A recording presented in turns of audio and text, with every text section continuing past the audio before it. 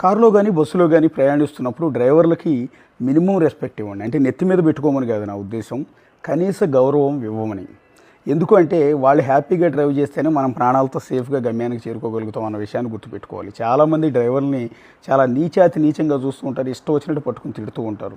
మనం జీతం ఇస్తున్నాం కాబట్టి మన తిట్లన్నీ పడటానికి వాళ్ళు మన కింద బానిసలు కాదన్న విషయాన్ని గుర్తుపెట్టుకోవాలి. రెండోది రీసెంట్‌గా జరిగిన యాక్సిడెంట్లన్నిటి మీద కూడా ఒక సర్వే చేస్తే ఆ సర్వేలో తేలింది ఏంటి అంటే కారులో గానీ, బస్సులో గానీ ప్రయాణిస్తున్నప్పుడు డ్రైవర్లకి మినిమమ్ రెస్పెక్ట్ ఇవ్వండి. అంటే నెత్తి మీద పెట్టుకోమని కాదు నా ఉద్దేశం.